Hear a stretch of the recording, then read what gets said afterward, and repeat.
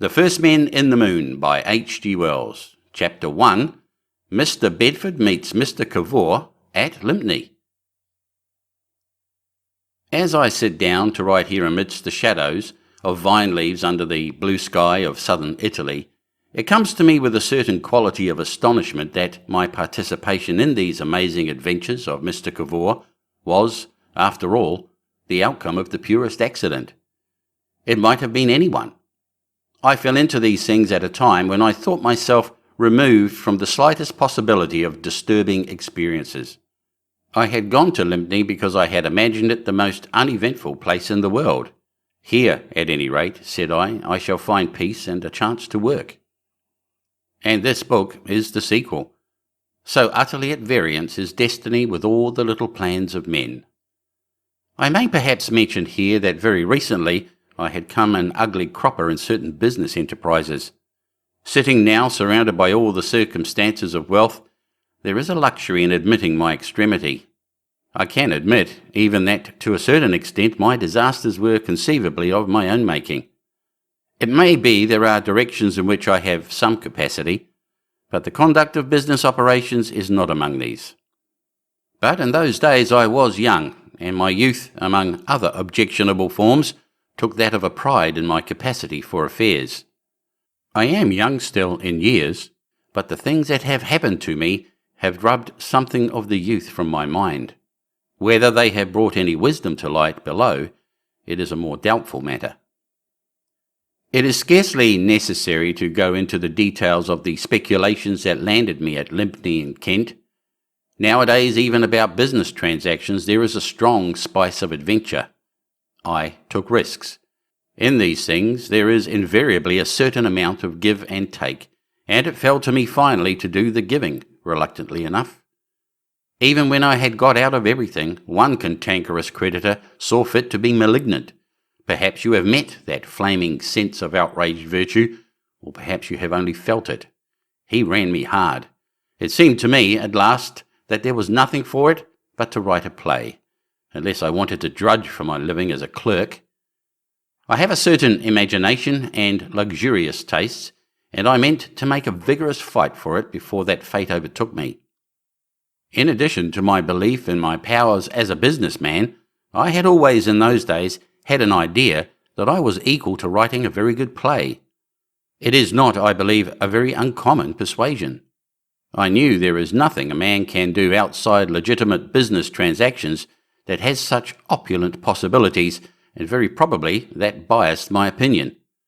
I had indeed got into the habit of regarding this unwritten drama as a convenient little reserve put by for a rainy day. That rainy day had come, and I set to work. I soon discovered that writing a play was a longer business than I had supposed. At first I had reckoned 10 days for it, and it was to have a pied-à-terre while it was in hand that I came to Lympne. I reckoned myself lucky in getting that little bungalow. I got it on a 3 years' agreement. I put in a few sticks of furniture, and while the play was in hand I did my own cooking. My cooking would have shocked Mrs. Bond. And yet, you know, it had flavour. I had a coffee pot, a saucepan for eggs, and one for potatoes, and a frying pan for sausages and bacon. Such was the simple apparatus of my comfort. One cannot always be magnificent, but simplicity is always a possible alternative. For the rest, I laid in an 18-gallon cask of beer on credit, and a trustful baker came each day. It was not perhaps in the style of Sybaris, but I have had worse times. I was a little sorry for the baker, who was a very decent man indeed, but even for him I hoped. Certainly if anyone wants solitude, the place is Lympne. It is in the clay part of Kent, and my bungalow stood on the edge of an old sea cliff and stared across the flats of Romney Marsh at the sea. In very wet weather, the place was almost inaccessible, and I have heard that at times the postman used to traverse the more succulent portions of his route with boards upon his feet. I never saw him doing so, but I can quite imagine it. Outside the doors of the few cottages and houses that make up the present village, big birch besoms are stuck to wipe off the worst of the clay, which will give some idea of the texture of the district. I doubt if the place would be there at all if it were not a fading memory of things gone forever. It was the big port of England in Roman times, Port Lemanus, and now the sea is 4 miles away. All down the steep hill are boulders and masses of Roman brickwork, and from it old Watling Street, still paved in places, starts like an arrow to the north. I used to stand on the hill and think of it all, the galleys and legions, the captives and officials, the women and traders, the speculators, like myself, all the swarm and tumult that came clanking in and out of the harbour. And now, just a few lumps of rubble on a grassy slope, and a sheep or two, and I.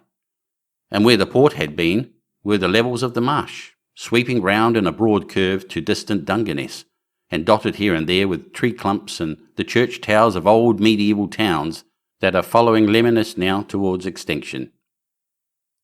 That outlook on the marsh was indeed one of the finest views I have ever seen. I suppose Dungeness was 15 miles away. It lay like a raft on the sea, and farther westward were the hills by Hastings under the setting sun.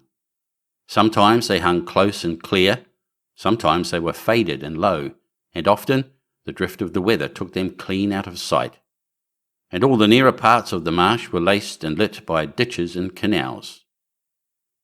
The window at which I worked looked over the skyline of this crest, and it was from this window that I first set eyes on Cavour. It was just as I was struggling with my scenario, holding down my mind to the sheer hard work of it, and naturally enough he arrested my attention. The sun had set, the sky was a vivid tranquillity of green and yellow, and against that he came out black, the oddest little figure. He was a short, round-bodied, thin-legged little man with a jerky quality in his motions. He had seen fit to clothe his extraordinary mind in a cricket cap, an overcoat, and cycling knickerbockers and stockings. Why he did so, I do not know, for he never cycled, and he never played cricket. It was a fortuitous concurrence of garments, arising I know not how. He gesticulated with his hands and arms and jerked his head about and buzzed. He buzzed like something electric. You never heard such buzzing. And ever and again he cleared his throat with a most extraordinary noise. There had been rain, and that spasmodic walk of his was enhanced by the extreme slipperiness of the footpath. Exactly as he came against the sun, he stopped, pulled out a watch, hesitated. Then with a sort of convulsive gesture he turned and retreated with every manifestation of haste, no longer gesticulating, but going with ample strides that showed the relatively large size of his feet. They were, I remember, grotesquely exaggerated in size by adhesive clay, to the best possible advantage. This occurred on the first day of my sojourn, when my playwriting energy was at its height, and I regarded the incident simply as an annoying distraction, the waste of 5 minutes. I returned to my scenario. But when next evening the apparition was repeated with remarkable precision, and again the next evening, and indeed every evening when rain was not falling, concentration upon the scenario became a considerable effort. "Confound the man," I said. "One would think he was learning to be a marionette." And for several evenings I cursed him pretty heartily. Then my annoyance gave way to amazement and curiosity. Why on earth should a man do this thing? On the 14th evening I could stand it no longer, and so soon as he appeared I opened the French window, crossed the veranda, and directed myself to the point where he invariably stopped.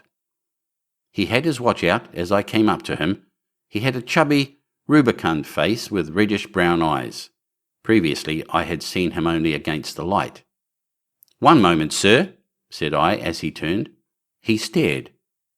"One moment," he said. "Certainly.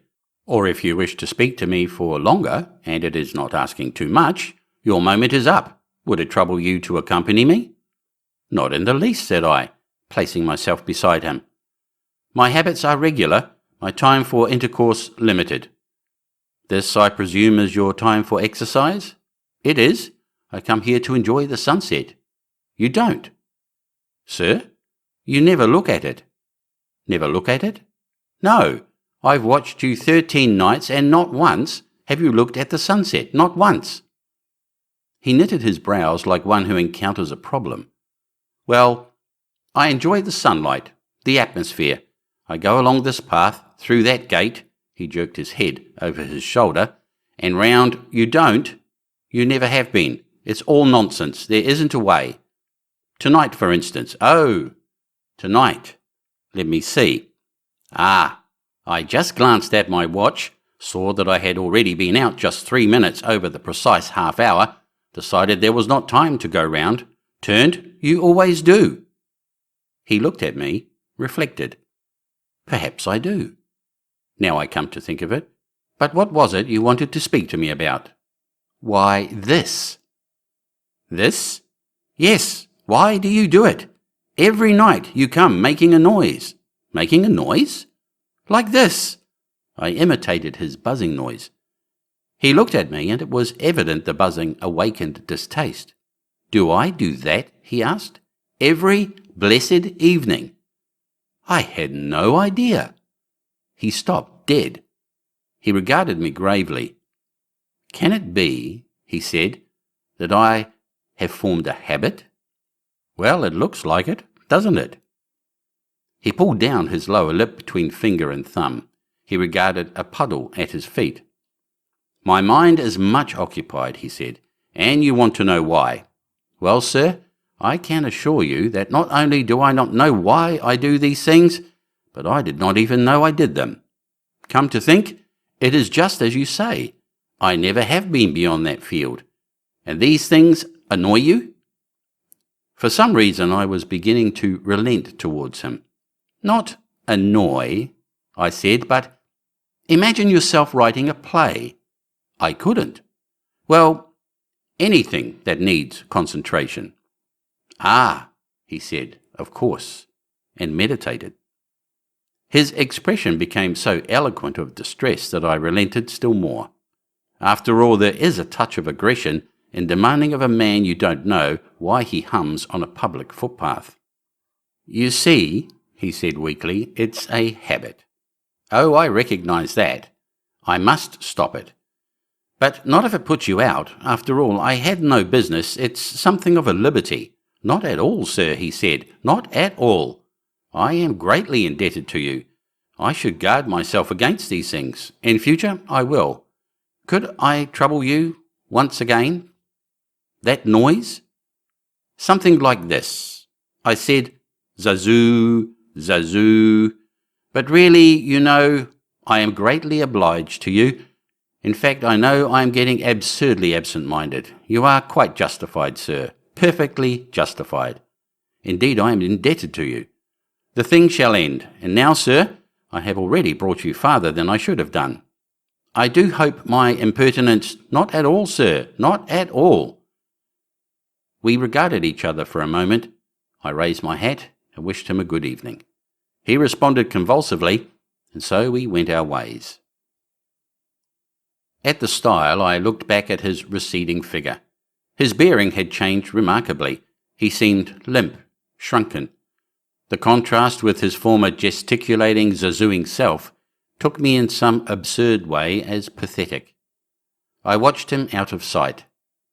Then, wishing very heartily I had kept to my own business, I returned to my bungalow and my play.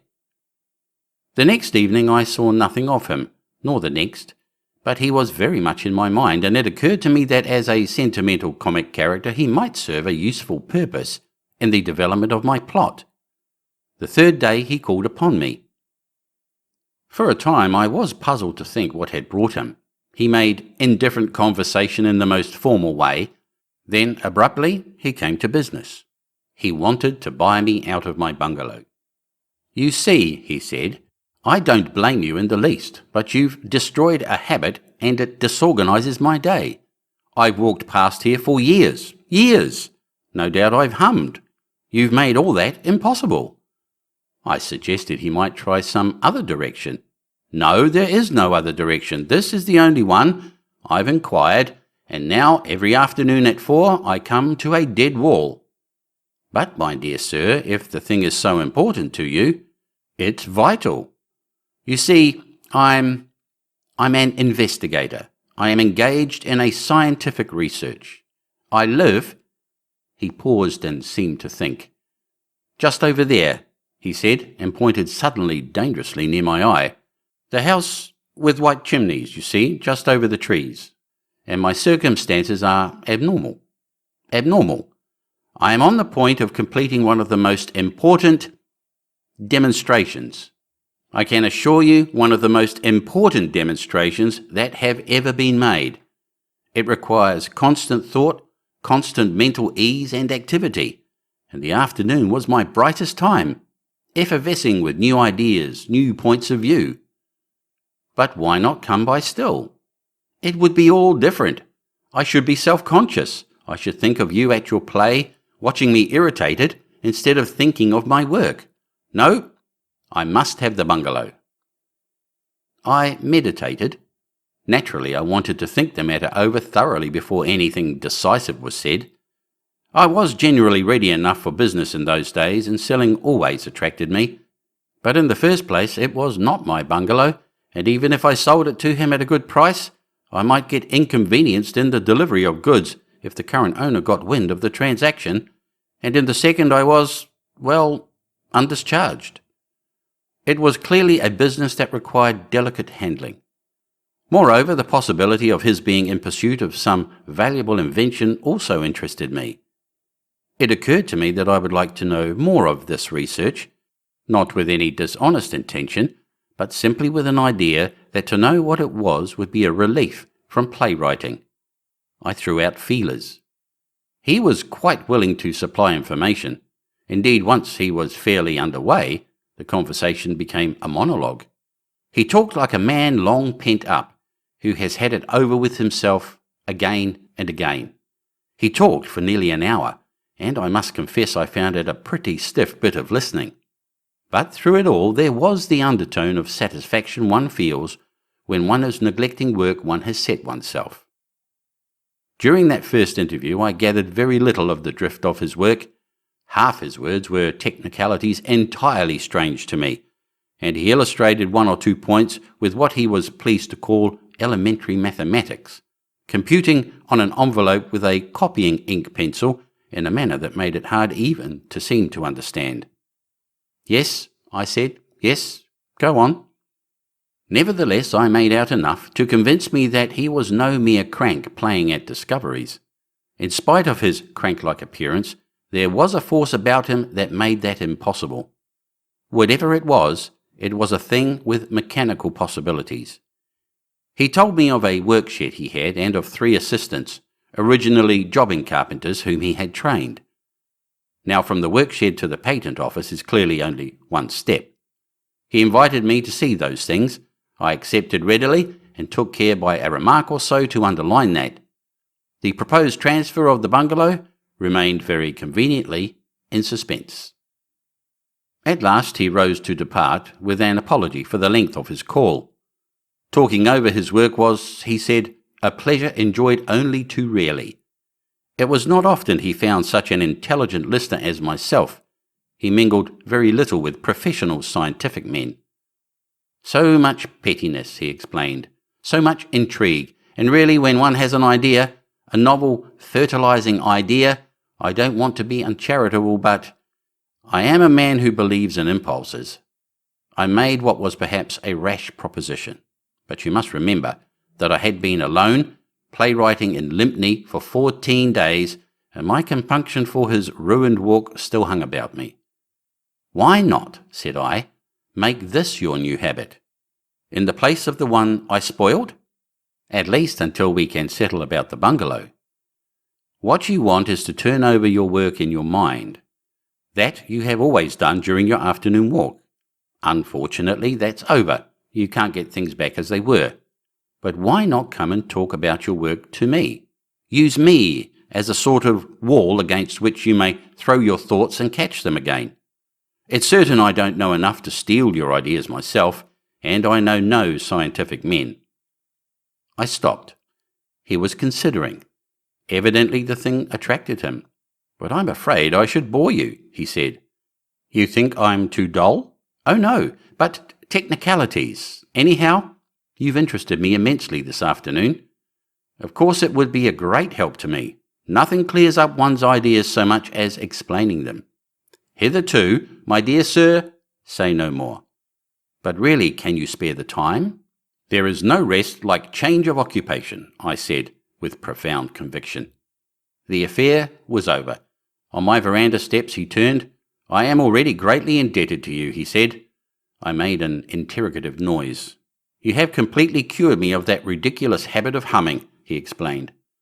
I think, I said, I was glad to be of any service to him, and he turned away. Immediately the train of thought that our conversation had suggested must have resumed its sway. His arms began to wave in their former fashion. The faint echo of Zazoo came back to me on the breeze. Well, after all, that was not my affair. He came the next day, and again the next day after that, and delivered 2 lectures on physics to our mutual satisfaction. He talked with an air of being extremely lucid about the ether and the tubes of force and gravitational potential and things like that, and I sat in my other folding chair and said, "Yes, go on, I follow you," to keep him going. It was tremendously difficult stuff, but I do not think he ever suspected how much I did not understand him. There were moments when I doubted whether I was well employed, but at any rate I was resting from that confounded play. Now and then things gleamed on me clearly for a space, only to vanish just when I thought I had hold of them. Sometimes my attention failed altogether, and I would give it up and sit there and stare at him, wondering whether, after all, it would not be better to use him as a central figure in a good farce and let all this other stuff slide. And then perhaps I would catch on again for a bit. At the earliest opportunity I went to see his house. It was large and carelessly furnished. There were no servants other than his 3 assistants, and his dietary and private life were characterized by a philosophical simplicity. He was a water drinker, a vegetarian, and all those logical disciplinary things. But the sight of his equipment settled many doubts. It looked like business from cellar to attic, an amazing little place to find in an out-of-the-way village. The ground floor rooms contained benches and apparatus. The bakehouse and scullery boiler had developed into respectable furnaces. Dynamos occupied the cellar, and there was a gasometer in the garden. He showed it to me with all the confiding zest of a man who has been living too much alone. His seclusion was overflowing now in an excess of confidence, and I had the good luck to be the recipient. The 3 assistants were creditable specimens of the class of handymen from which they came. Conscientious, if unintelligent, strong, civil, and willing. One, Spargus, who did the cooking and all the metal work, had been a sailor. A second, Gibbs, was a joiner, and the third was an ex-jobbing gardener, and now general assistant. They were the merest labourers. All the intelligent work was done by Cavour. Theirs was the darkest ignorance compared even with my muddled impression. And now, as to the nature of these inquiries. Here, unhappily, comes a grave difficulty. I am no scientific expert, and if I were to attempt to set forth in the highly scientific language of Mr. Cavour the aim to which his experiments tended, I am afraid I should confuse not only the reader but myself, and almost certainly I should make some blunder that would bring upon me the mockery of every up-to-date student of mathematical physics in the country. The best thing I can do, therefore, is, I think, to give my impressions in my own inexact language, without any attempt to wear a garment of knowledge to which I have no claim. The object of Mr. Cavour's search was a substance that should be opaque. He used some other word I have forgotten, but opaque conveys the idea, to all forms of radiant energy. Radiant energy, he made me understand, was anything like light or heat, or those Röntgen rays there was so much talk about a year or so ago, or the electric waves of Marconi, or gravitation. All these things, he said, radiate out from centres and act on bodies at a distance, whence comes the term radiant energy. Now, almost all substances are opaque to some form or other of radiant energy. Glass, for example, is transparent to light, but much less so to heat, so that it is useful as a fire screen. And alum is transparent to light, but blocks heat completely. A solution of iodine in carbon bisulfide, on the other hand, completely blocks light, but is quite transparent to heat. It will hide a fire from you, but permit all its warmth to reach you. Metals are not only opaque to light and heat, but also to electrical energy, which passes through both iodine solution and glass almost as though they were not interposed, and so on. Now, all known substances are transparent to gravitation. You can use screens of various sorts to cut off the light or heat or electrical influence of the sun or the warmth of the earth from anything. You can screen things by sheets of metal from Marconi's rays, but nothing will cut off the gravitational attraction of the sun or the gravitational attraction of the earth. Yet, why there should be nothing is hard to say. Cavour did not see why such a substance should not exist, and certainly I could not tell him. I had never thought of such a possibility before.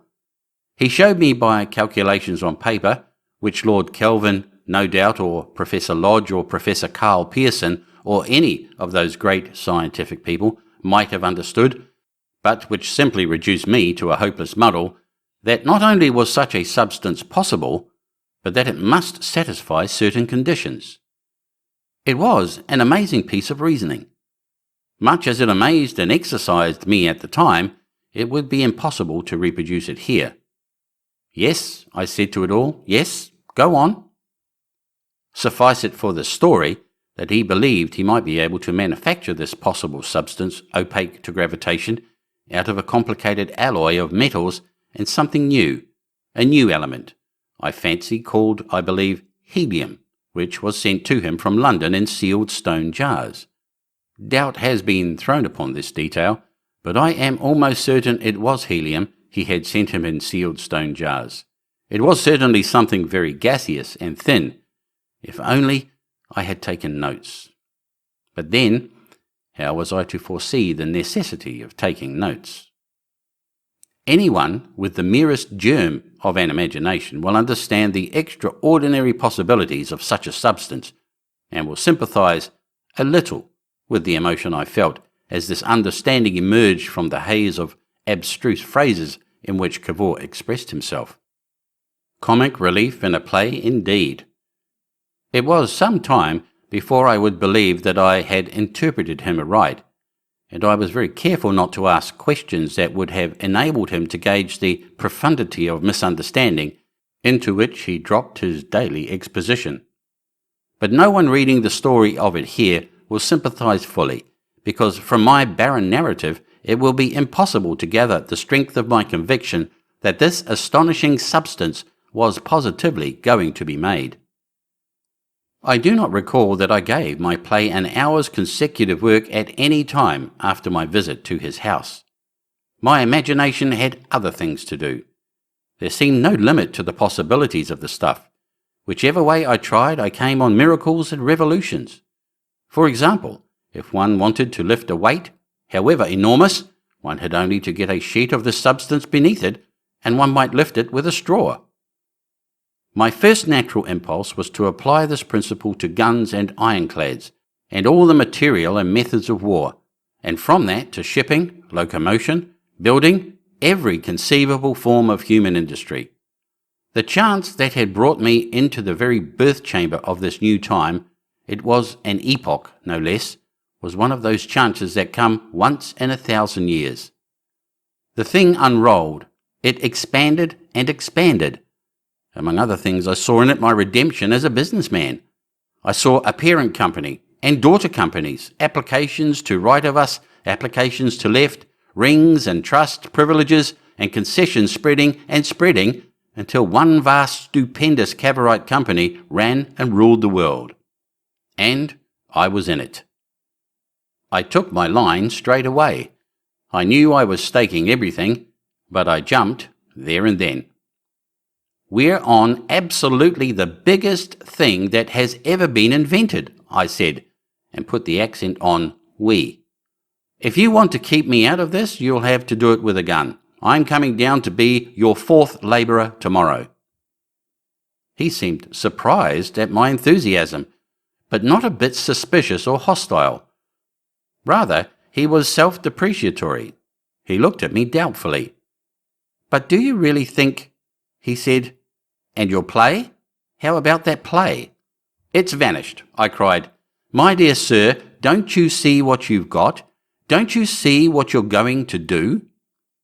That was merely a rhetorical turn, but positively he didn't. At first I could not believe it. He had not had the beginning of the inkling of an idea. This astonishing little man had been working on purely theoretical grounds the whole time.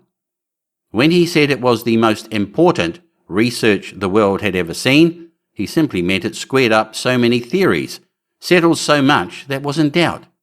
He had troubled no more about the application of the stuff he was going to turn out than if he had been a machine that makes guns. This was a possible substance, and he was going to make it. Voilà tout, as the Frenchman says. Beyond that, he was childish.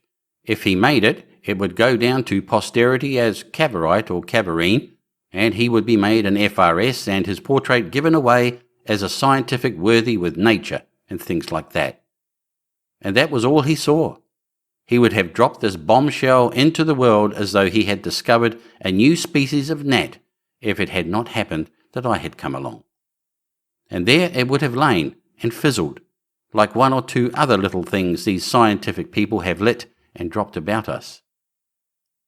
When I realized this, it was I did the talking, and Cavour who said, "Go on." I jumped up, I paced the room, gesticulating like a boy of 20. I tried to make him understand his duties and responsibilities in the matter. Our duties and responsibilities in the matter. I assured him we might make wealth enough to work any sort of social revolution we fancied. We might own and order the whole world. I told him of companies and patents, and the case for secret processes. All these things seemed to take him much as his mathematics had taken me. A look of perplexity came into his ruddy little face. He stammered something about indifference to wealth, but I brushed all that aside. He had got to be rich, and it was no good his stammering. I gave him to understand the sort of man I was, and that I had had very considerable business experience. I did not tell him I was an undischarged bankrupt at the time, because that was temporary, but I think I reconciled my evident poverty with my financial claims. And quite insensibly, in the way such projects grow, the understanding of a Cavorite monopoly grew up between us. He was to make the stuff, and I was to make the boom. I stuck like a leech to the we. You and I didn't exist for me. His idea was that the profits I spoke of might go to endow research, but that, of course, was a matter we had to settle later. "That's all right," I shouted, "that's all right." The great point, as I insisted, was to get the thing done. "Here is a substance," I cried, "no home, no factory, no fortress, no ship can dare to be without. More universally applicable even than a patent medicine. There isn't a solitary aspect of it, not one of its 10,000 possible uses, that will not make us rich, Cavour, beyond the dreams of avarice." "No," he said, "I begin to see. It's extraordinary how one gets new points of view by talking over things. And as it happens, you have just talked to the right man. I suppose no one," he said, "is absolutely averse to enormous wealth. Of course, there is one thing." He paused. I stood still. "It is just possible, you know, that we may not be able to make it after all. It may be one of those things that are a theoretical possibility, but a practical absurdity.